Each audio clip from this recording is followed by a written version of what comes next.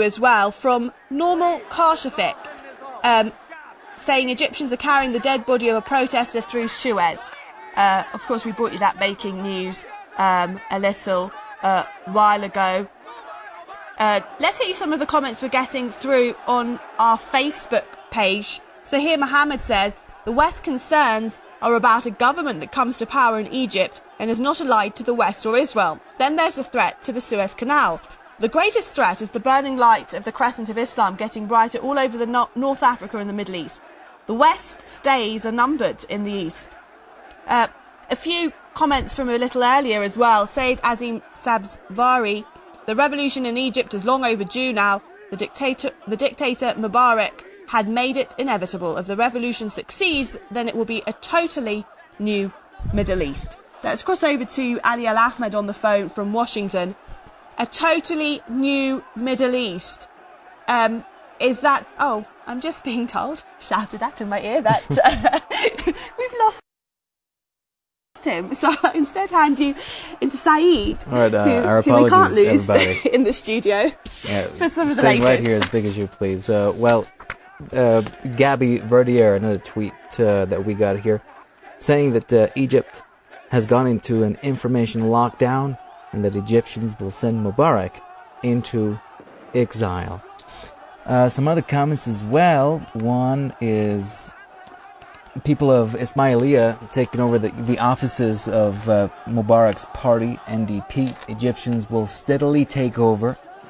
I'm glued to the computer and TV watching brave Egyptians demand their freedom.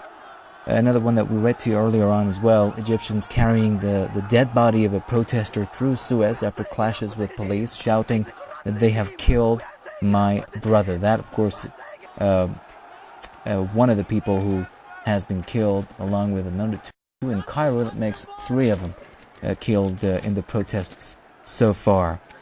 Cairo Time, many known activists have just been arrested in the past hour from their homes, and that, of course, adds to the other arrests as well. 4 journalists from France have been arrested and then released. The BBC reporter injured in these very difficult times in Egypt, where there is an absolutely widespread media blackout right across the country. Difficult to get pictures, the moment-to-moment pictures of the protests that have swept across the country.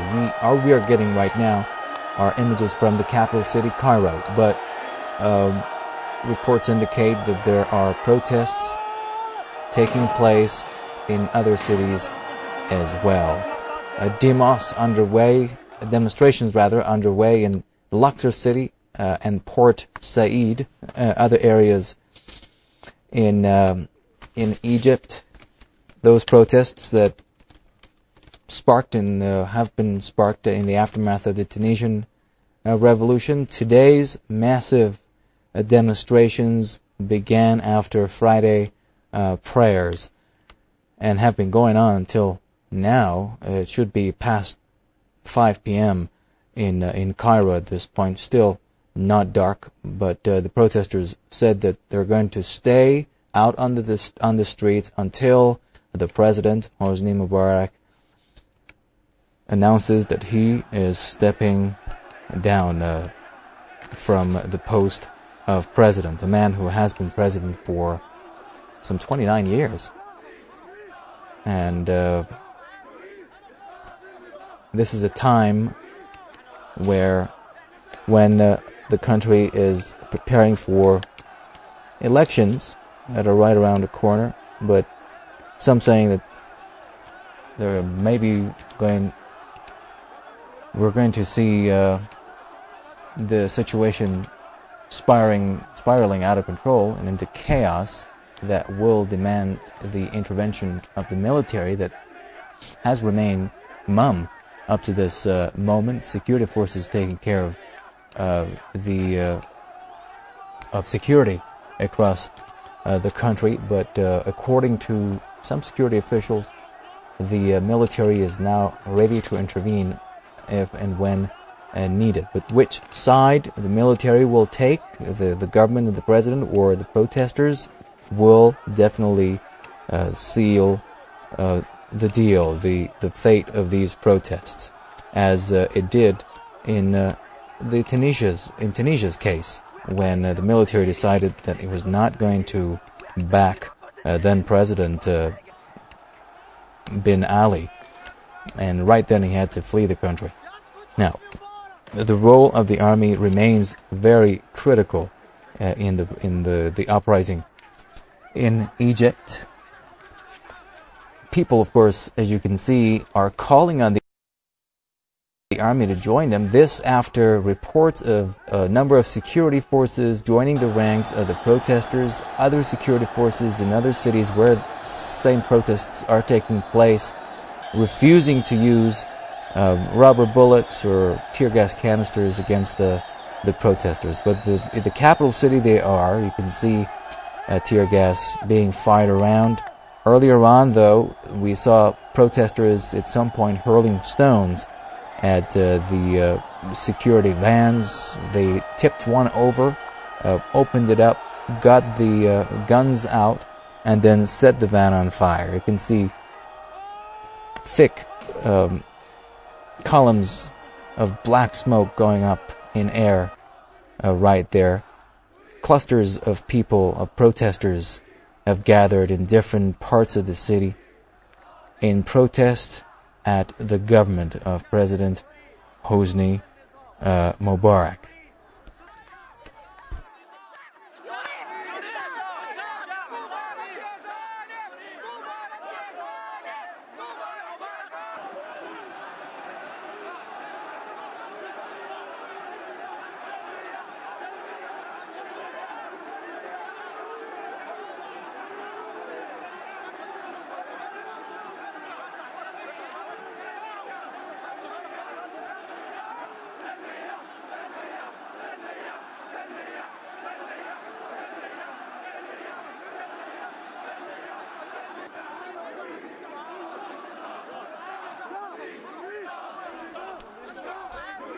One more time, the protesters calling on the army to join them, and if that happens, we're going to see the end of President Mubarak.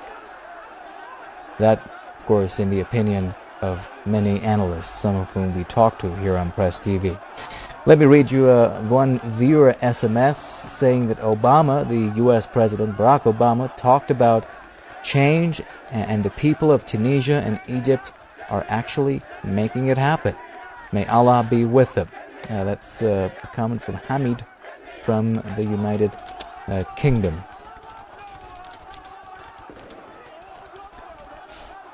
Protesters, definitely more than 100, standing on that bridge over there in the capital city, Cairo.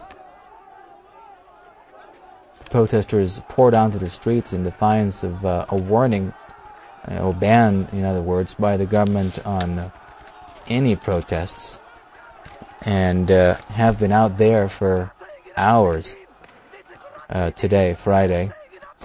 Latest report saying that 2 police stations are now under the control of protesters in Suez, one of the places where the protests have been going on